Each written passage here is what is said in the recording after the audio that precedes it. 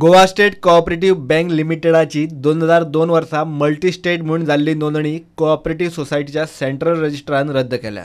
Goa state cooperative bank limited 1960 वर्सा Maharashtra cooperative society कायद्याखाला नोंद जाल्ली। ही नोंदणी कायम उरतली, मात त्या खातीर काय अटी घाल्यात त्यो अश्यो। बँकेक 5 वर्सां भितर लुकसाणींतल्यान भायर येवप बंधनकारक। खात्याकडच्यान येवपी निर्देशांचे पालन करूंक जाय। भागधारकांक 5 वर्सां भितर डिव्हिडंड दिवप। बँकेच्या संचालक पदा खातीर वेंचणुकेक रावपी डायरेक्टरां खातीर काय अटी आसात।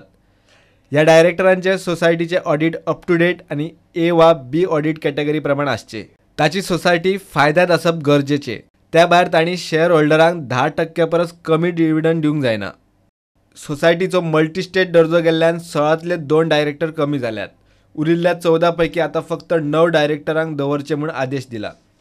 डायरेक्टरांच्या पात्रते खातीर दवरिल्ल्या अटींक लागून सध्याच्या डायरेक्टरां पैकी फक्त 2 डायरेक्टर पात्र ठरतात। ताका लागून ह्या अटी आड डायरेक्टरां मदीं बोवाळ पडला। पर्रीकार सरकारानूय बजेटा वेळार गोवा स्टेट कोऑपरेटिव्ह सोसायटीक मजत दिवपाक अट घाल्या ती प्रोफेशनल पात्रतेचीच। प्रुडंटा खातीर सिनियर रिपोर्टर महेश गाडी।